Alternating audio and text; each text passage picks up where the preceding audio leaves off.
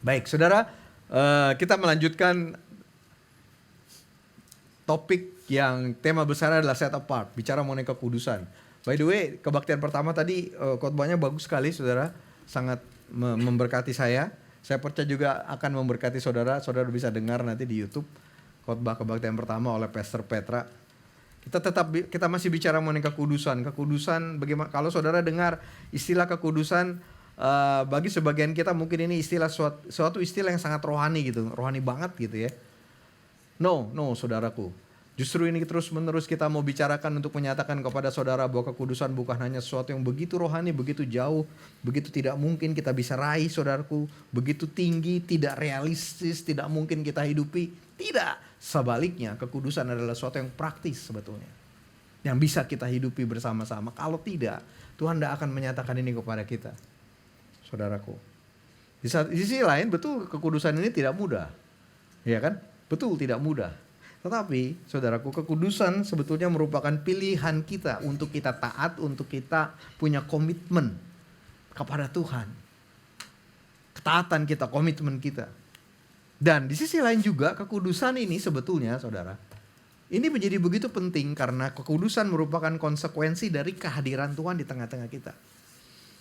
Karena Tuhan mau hadir, Tuhan mau hidup di tengah-tengah kita, dan Tuhan kita adalah Tuhan yang kudus. Dan kita nyanyi tadi kan, kita nyanyi, kita teriak, kita katakan Tuhan Engkau kudus, dan memang Tuhan kudus.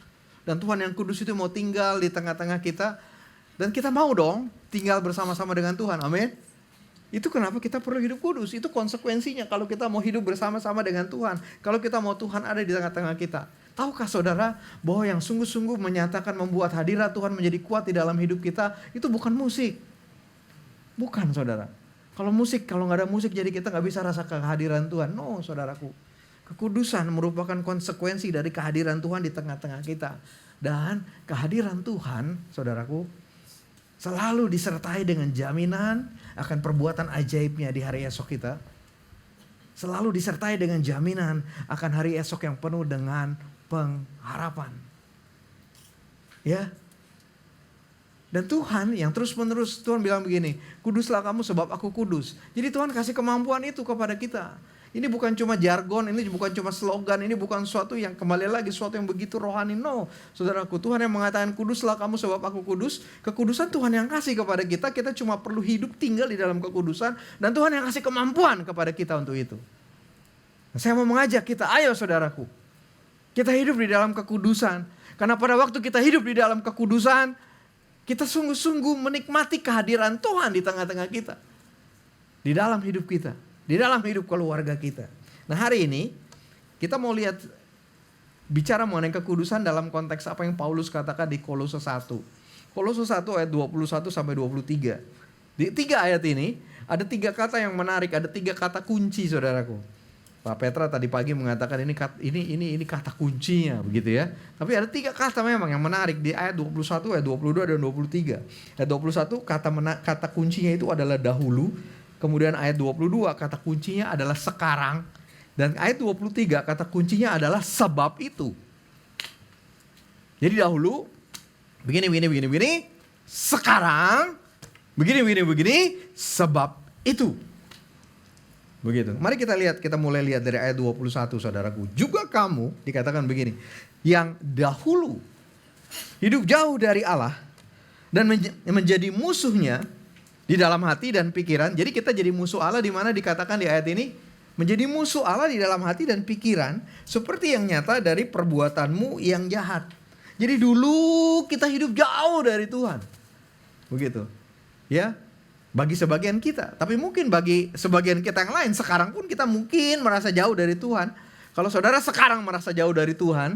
Ya mari kita datang aja kepada Tuhan. Hampiri dia. Begitu ya. Menyerahkan hidup kita kepadanya dan kita akan dekat dengan Tuhan. Begitu. Nah, ini ayat berbicara kepada orang-orang yang memang sudah di dalam Tuhan. Begitu yang diingatkan oleh Paulus dulu, begitu. Kamu jauh dari Tuhan. Kamu menjadi musuhnya di dalam hati dan pikiran seperti yang nyata dari perbuatanmu yang jahat. Jadi kita jauh dari Tuhan dulu, saudaraku. Ya. Kemudian kita menjadi musuh Tuhan dulu. Begitu, musuh Tuhan terutama tadi dikatakan adalah apa? Musuh Tuhan di dalam hati kita, di dalam pikiran kita.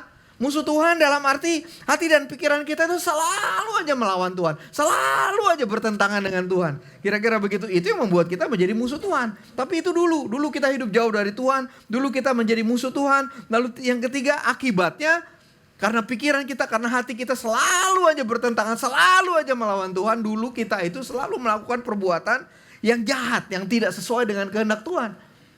Gitu ya. Ini kata-katanya. Dulu kamu tuh begitu. Gitu. Tapi kemudian di ayat 13 Kolose 1 Paulus mengatakan begini, Ia telah melepaskan kita dari kuasa kegelapan dan memindahkan kita ke dalam kerajaan anaknya yang terkasih. Jadi apa yang Tuhan lakukan? Dia lepaskan dan dia pindahkan. Dia bukan cuma melepaskan aja, tapi dia melepaskan dan dia memindahkan. Yesus melepaskan kita dari cengkeraman kuasa kegelapan. Gitu ya. Memindahkan kita, jadi melepaskan kita dari kuasa kegelapan. Yesus lakukan, memindahkan kita ke dalam kerajaannya. Kerajaannya yang terang, kerajaannya yang penuh dengan kasih. Saudaraku, karena itu kenapa saya mau mengajak kita yang di dalam Tuhan. Saudara suka gak hidup di dalam terang? Ayo, suka gak hidup di dalam terang? Suka. Karena Tuhan mengeluarkan kita, melepaskan kita dari kegelapan untuk kita hidup di dalam terang. Saudara suka gak hidup di dalam kasih Tuhan? Luar biasa kan?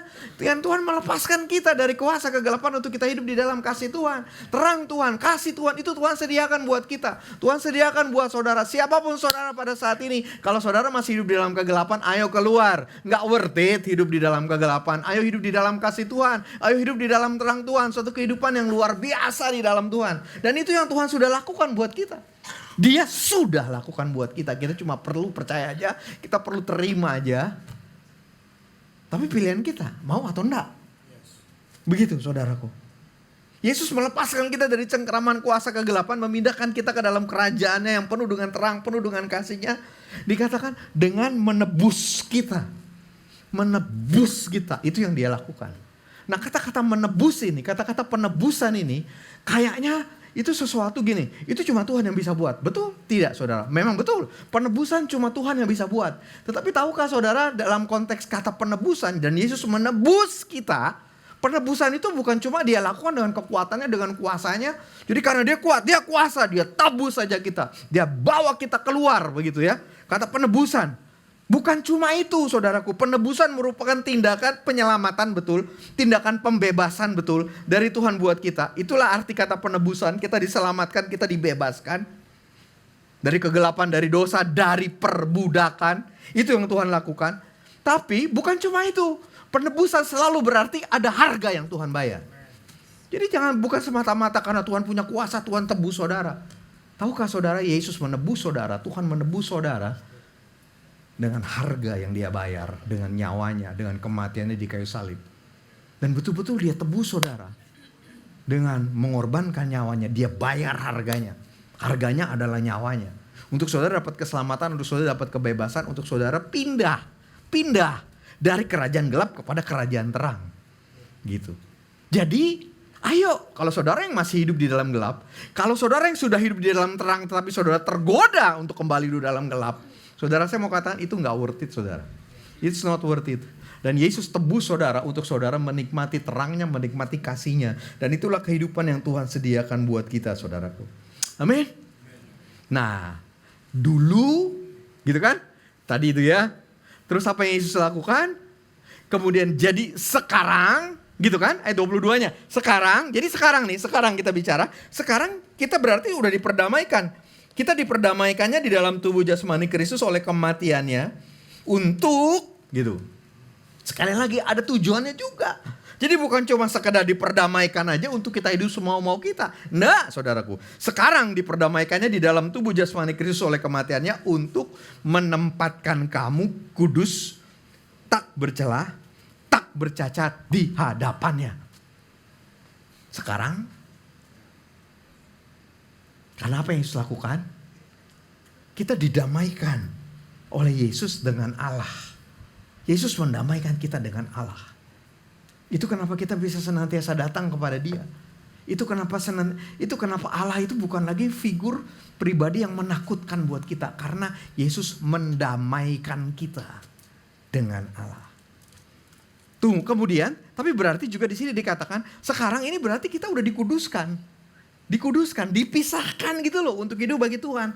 Kemudian dikatakan kita udah dikuduskan, kita dibuat tidak bercela. Gitu ya, bahasa Inggrisnya pakai kata blameless. Artinya kita dinyatakan tidak bersalah, tuh kan. Kita ditebus untuk kita dinyatakan tidak bersalah. Salah gak kita? Salah, banyak dosa gak banyak. Tetapi Yesus mati di kayu salib untuk membuat kita blameless. Kita tidak bersalah. Kita dinyatakan tidak bersalah. Jadi kita dikuduskan sekarang. Kita dibuat tidak bercela. Kita dibuat tidak bersalah. Dan kita dibuat tidak bercacat. Bahasa Indonesianya. Dari NIV kata tidak bercacat ini adalah free from accusation. Bebas dari penuduhan. Sekarang itu yang Tuhan lakukan. Itulah yang bagian kita. Jadi kita dikuduskan. Kita dibuat tidak bersalah, kita dibuat bebas dari setiap accusation, tuduhan bahwa kita ini tidak pantas, kita dibebaskan dari itu supaya kita bisa senantiasa datang ke hadapan Tuhan dengan bebas. Tuhan bukan pribadi yang menakutkan. Amin. Tuhan bukan pribadi yang begitu jauh. Amin. Siapa sumber pertolongan kita? Tuhan kan? Siapa sumber kehidupan kita? Tuhan kan? Saya mau katakan kepada saudara yang letih, lesu, berbeban berat. Siapa sumber yang bisa menyegarkan kita? Tuhan kan? Dan kita bisa datang senantiasa kepada Dia untuk mendapatkan semuanya itu. Dan Tuhan memang mau kita datang untuk itu. Datang kepadanya. Dan itulah yang Tuhan lakukan sekarang. Jadi itulah kita sekarang. Itulah saudara sekarang. Saudara bisa senantiasa datang kepada Tuhan. Saya mau mengatakan kepada saudara bagaimanapun hidup saudara, bagaimanapun kacaunya hidup saudara, kebenaran mengatakan saudara dikuduskan, saudara dibenarkan, saudara dibebaskan dari setiap tuduhan. Tapi kita perlu datang kepada Tuhan. Kalau kita berdosa, kita perlu mengakui dosa kita. Kalau kita jatuh, Pak Petra mengatakan tadi pagi, kalau kita jatuh kita perlu bangun lagi, datang lagi kepada Yesus, mengakui dosa kita, minta ampun kepada Tuhan, dan kita kemudian dibenarkan lagi. Satu kehidupan di hadapan Tuhan, satu kehidupan bersama dengan Tuhan, itu yang sebenarnya Tuhan mau kita jalani. Amin. Kehidupan yang bukan Tuhan itu jauh banget. Kehidupan yang bukan Tuhan itu gak real. Adakah saudara yang berpikir Tuhan tidak real? Adakah saudara yang berpikir bahwa Tuhan itu kehidupan rohani di satu sisi tapi kehidupan jasmani di sisi lain? Adakah saudara yang berpikir bahwa kehidupan di dalam Tuhan itu nanti aja? No, betul saudara. Di dunia ini saya terus mengatakan banyak masalah, banyak persoalan. Betul saya mengatakan kalau saudara mau hidup tanpa masalah artinya saudara siap ke surga. Tetapi di sisi lain di tengah-tengah masalah Tuhan hadir kok di tengah-tengah kita. Di tengah-tengah masalah kasihnya tersedia kok buat kita. Kasih Tuhan bukan cuma tersedia nanti kalau kita di surga. Kuasa Tuhan bukan cuma tersedia bagi saudara kalau nanti kita ada di surga. Kuasa Tuhan nyata di sini, sekarang, di dalam hidup saudara. Dan Tuhan mau berikan itu kepada kita. Kita bisa hidup menang. Kita bisa hidup kudus. Itu yang Tuhan sediakan buat kita. Sekarang itu kebenarannya tadi. Ayat yang terakhir 23. Oleh sebab itu gitu. Jadi tadi ayat 21-nya dahulu, ayat 22-nya sekarang, 23-nya sebab itu. Sebab itu apa? Baca ayat ini, tapi sebelum sampai ke ayat ini saya mau mengingatkan saudara. Kalau dulu kita hidup dalam dosa, sebab itu sekarang jangan lagi balik ke dalam dosa saudara. Amin. Kalau dulu kita hidup dalam gelap, sebab itu sekarang jangan lagi hidup dalam gelap. Kalau dulu kita hidup di dalam keputusasaan, sekarang jangan lagi hidup di dalam keputusasaan dan kita punya pilihan itu. Sebab itu, ini yang dikatakan, kamu harus bertekun dalam iman. Nah, kata harus bertekun dalam iman, kata harus, kamu harus itu artinya apa? Dulu itu situasi kita, keadaan kita. Sekarang itu yang Tuhan lakukan buat kita. Sebab itu, jadi sekarang itu bagiannya Tuhan ya. Tapi sebab itu dengan kata-kata kamu harus. Jadi itu bagian siapa? Bagian kita. Nggak bisa semuanya bagian Tuhan. Ada bagian Tuhan, ada bagian kita. Tetapi saya mau saudara mengerti bahwa Tuhan melakukan bagiannya sedemikian sehingga saudara bisa melakukan bagian saudara. Kalau saudara tidak bisa melakukan bagian saudara, itu tidak akan disampaikan oleh firman Tuhan. Dan Tuhan tahu dia harus mati di kayu salib untuk membuat saudara bisa melakukan bagian saudara. Dan saudara bisa. Itu kenapa Paulus mengatakan kamu harus. Sebab itu kamu harus bertekun dalam iman, tetap teguh dan tidak bergoncang, dan jangan mau digeser dari pengharapan Injil yang telah kamu dengar. Jadi kita harus bertekun. Bahasa Inggrisnya pakai kata continue, terus menerus. Kita harus bertekun dalam iman. Dan lawan kata dari bertekun itu, kalau saya lihat saudaraku, lawan kata dari bertekun itu artinya nyerah. Lawan dari kata bertekun itu, tadinya saya pikir lawan dari kata bertekun itu malas. Tadinya saya pikir begitu. Sampai saya selidiki lagi, ternyata konteksnya bukan begitu.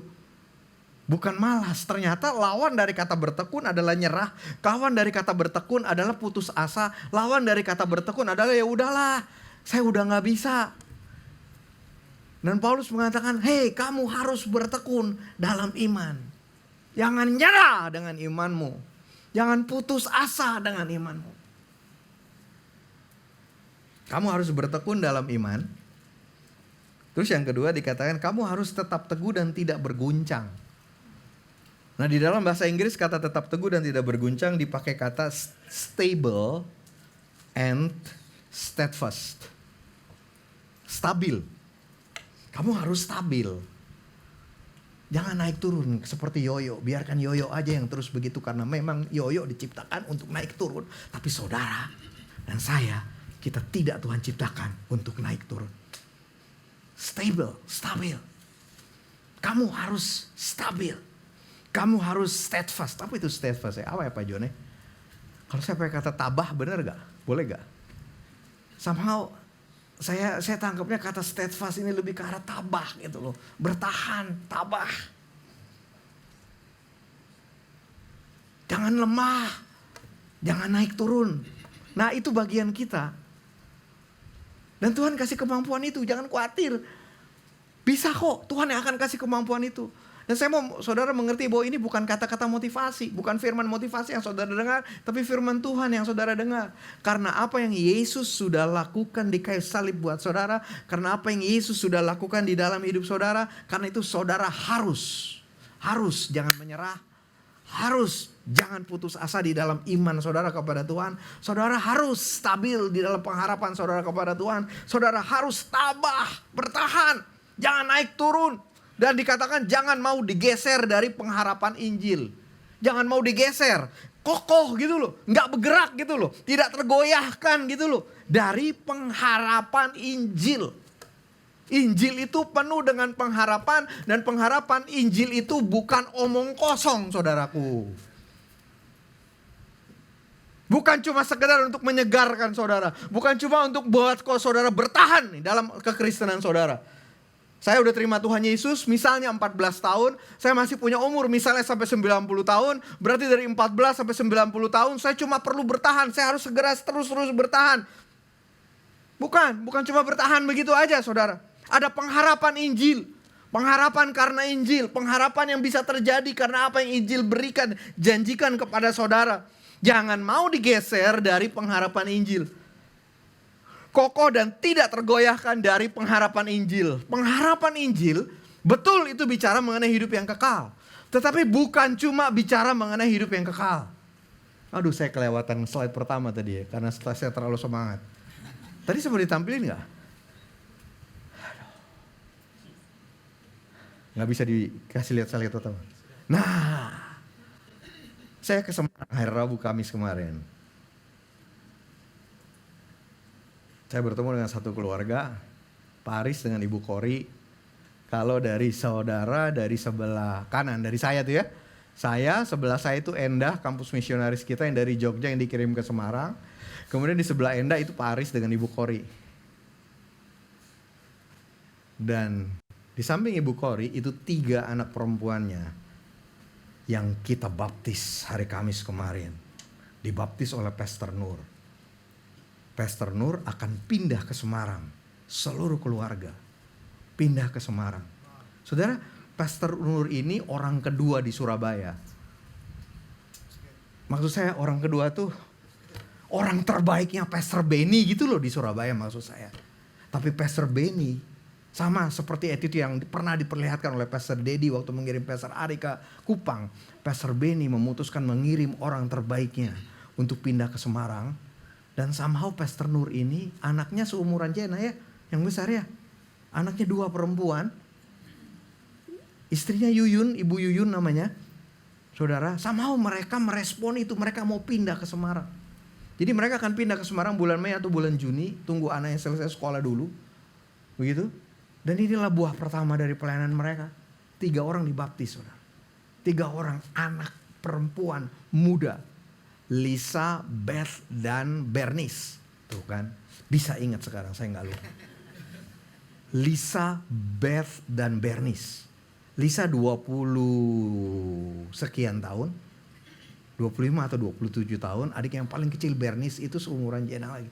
SMA kelas 2. Dan mereka dibaptis. Dan mereka meresponi panggilan Injil, pengharapan Injil. Oh by the way di sebelahnya Pak Nur itu Ibu Lisa. Kalau ada yang sudah tahu. Dari Xiamen, dari Cina. Sama Ibu Lisa lagi ada di Semarang. Lagi Chinese New Year sama keluarganya. Karena dari Semarang saudara. Ya. Tapi maksud saya mau bilang begini, ada 3 anak muda ya yang dibaptis, yang meresponi Tuhan. Dan 3 anak muda ini bukan cuma untuk sekedar bertahan di dalam kekristenan.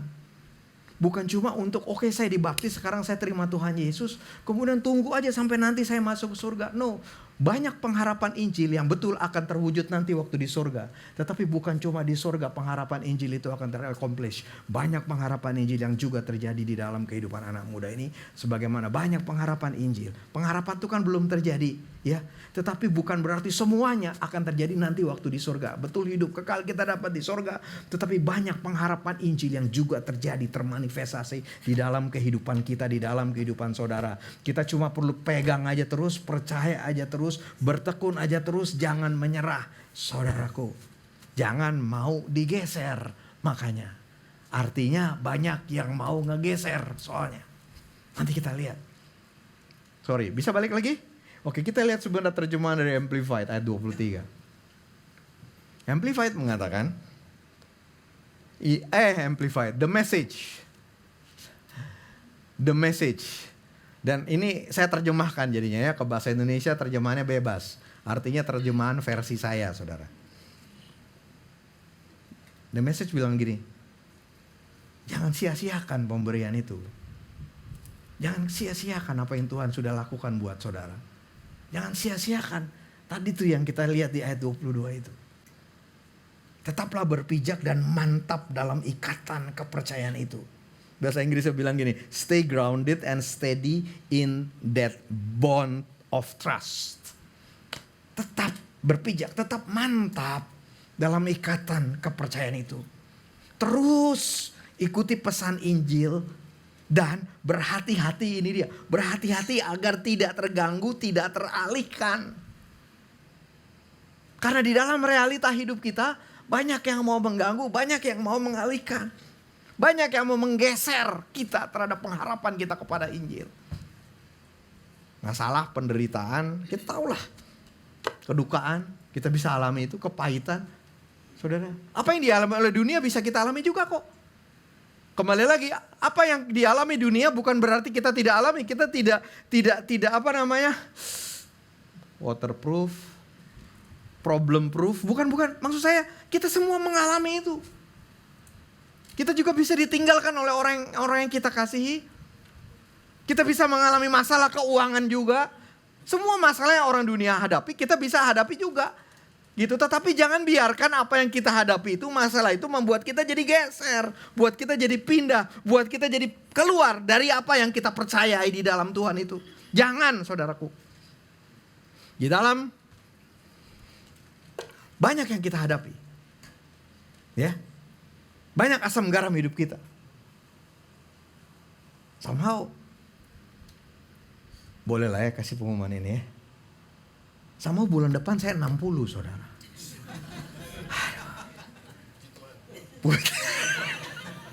Thank you Pak Alex.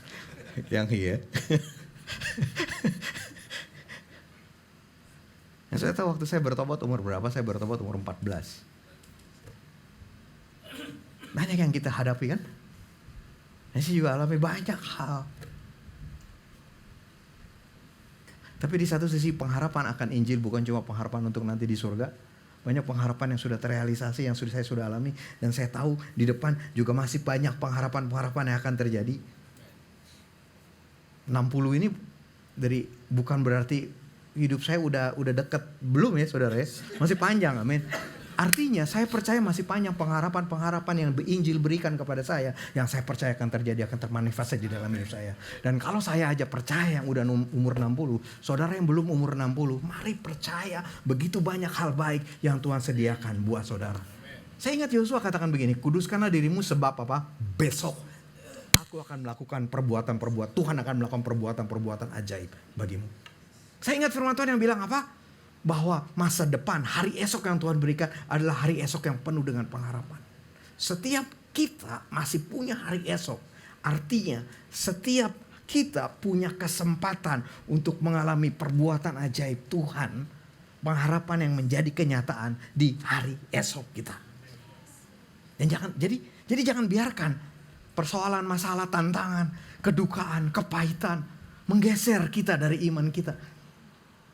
Tapi juga jangan biarkan godaan, kedagingan menggeser iman dan kepercayaan kita. Saudaraku, secara praktis, biarlah apa yang kita dengar pada hari ini. Kolose 3, 21-23.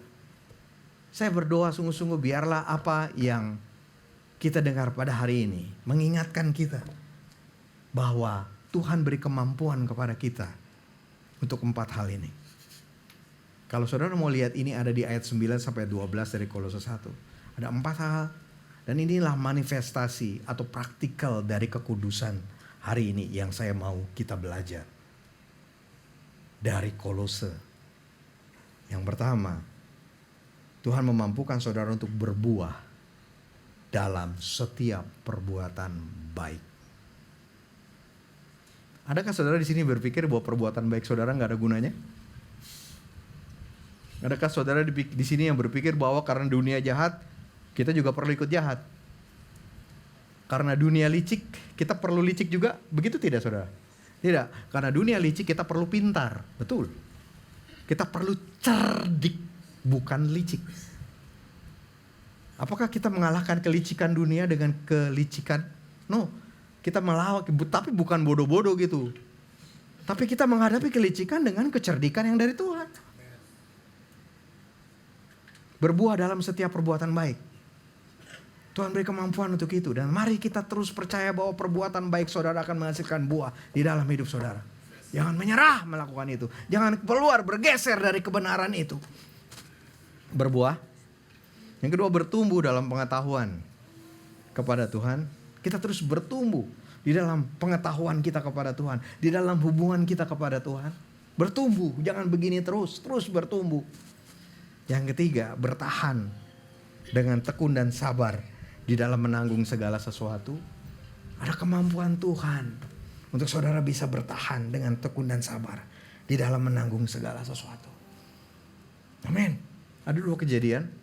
Ada satu sahabat baik saya, anaknya menderita penyakit darah yang membuat dia harus transfusi sebulan sekali, yang membuat dia harus minum obat dalam jumlah yang banyak. Dan ternyata tantangan di dalam orang yang menderita penyakit begitu adalah tetap mau melakukan itu karena bosan lama-lama. Capek lama-lama.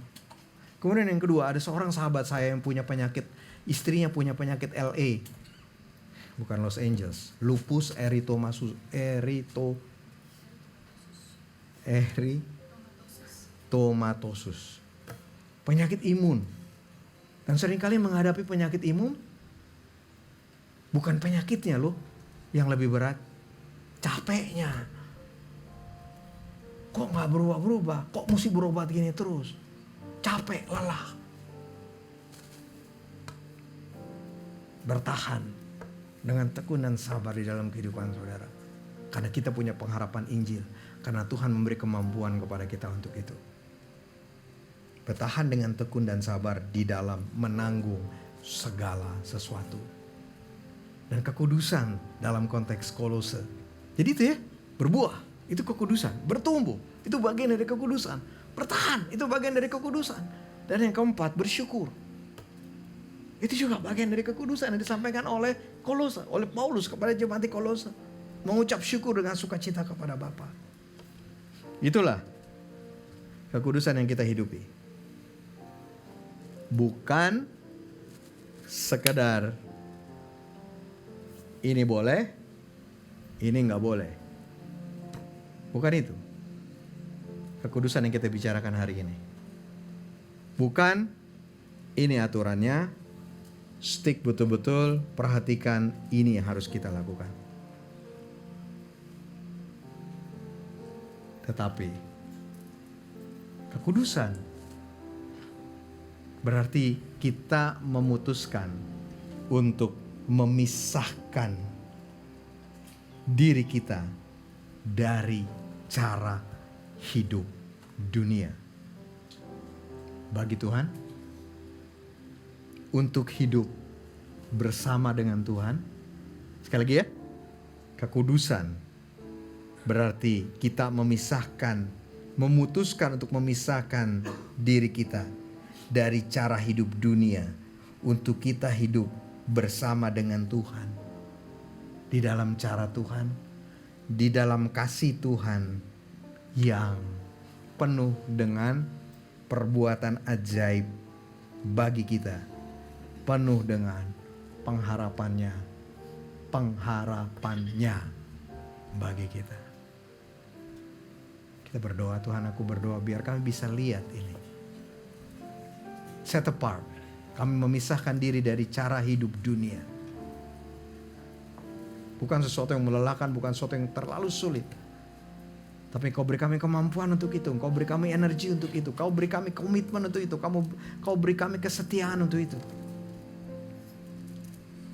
Karena pada waktu kami memutuskan untuk memisahkan diri kami dari cara hidup dunia, kami selalu memutuskan untuk hidup bersama dengan Tuhan. Di dalam kasih-Mu yang penuh dengan perbuatan ajaib-Mu dan masa depan yang daripada-Mu. Dan kami percaya akan pengharapan Injil ini. Di dalam nama Tuhan Yesus. Mari bangkit berdiri, saudara. Tinggikan Yesus lagi ya.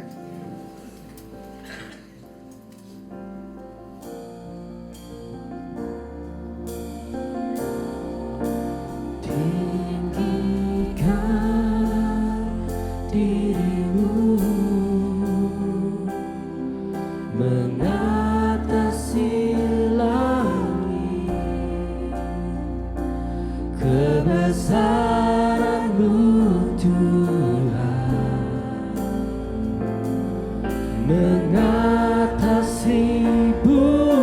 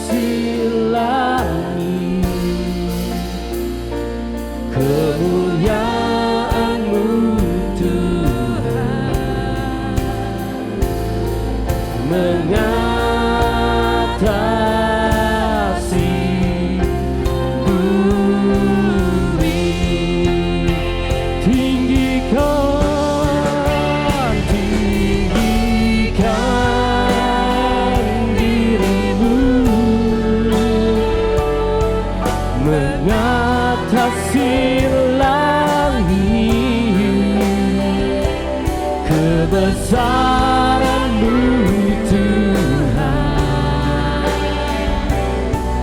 mengatasi bumi, tinggikan diri-Mu mengatasi langit, kemuliaan-Mu Tuhan mengatasi bumi. Mari sama-sama kita katakan, tinggikan.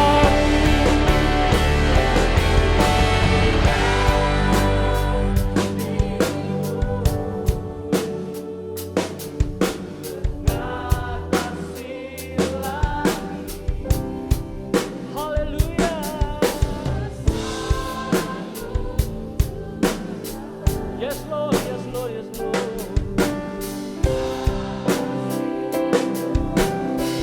Tinggikan, tinggikan diri-Mu mengatasi langit, kemuliaan-Mu Tuhan mengatasi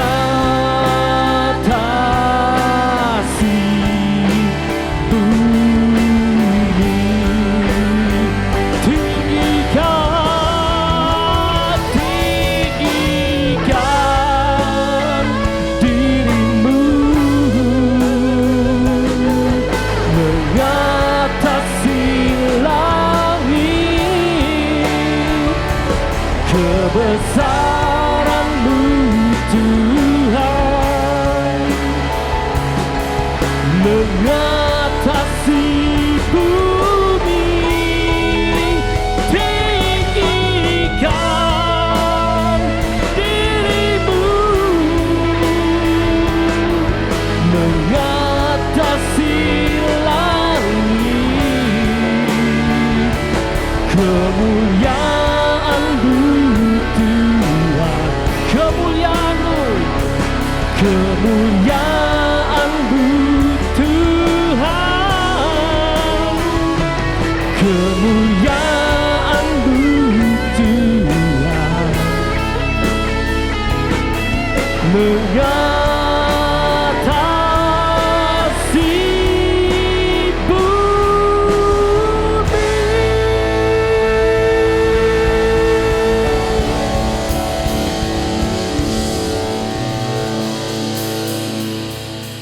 Tuhan, nyatakan kemuliaan-Mu di dalam hidup setiap kami. Mari Tuhan, nyatakan kemuliaan-Mu di dalam kehidupan keluarga kami. Aku berdoa bagi jemaat yang menyerah untuk berjuang hidup kudus. Tuhan, pada hari ini Roh-Mu yang mendorong kami dan memampukan kami kembali untuk kami mengambil keputusan untuk hidup, memisahkan diri dengan cara dunia dan menyerahkan, mempercayai hidup dengan cara Tuhan, di dalam kasih Tuhan, di dalam terang Tuhan, di dalam perbuatan ajaib Tuhan. Tuhan, aku berdoa pada saat ini untuk kami yang letih, lesu, berbeban berat, untuk kami menyerahkan ini kepada Tuhan. Dan sekali lagi, biarlah kemuliaan-Mu termanifestasi di dalam hidup kami dan keluarga kami. Yesus adalah Tuhan dan Juru Selamat. Mari kita akui Yesus sebagai Tuhan kita, sebagai Tuhan kita, sebagai pemimpin hidup kita.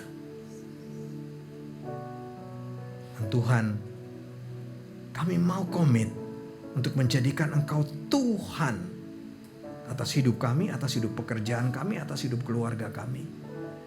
Dan kami tahu pada waktu kami terus komit untuk menjadikan Engkau Tuhan, maka keselamatan yang daripadamu, kebebasan yang daripadamu, keselamatan demi keselamatan, pertolongan demi pertolongan akan sungguh-sungguh kami nikmati di dalam nama Tuhan Yesus.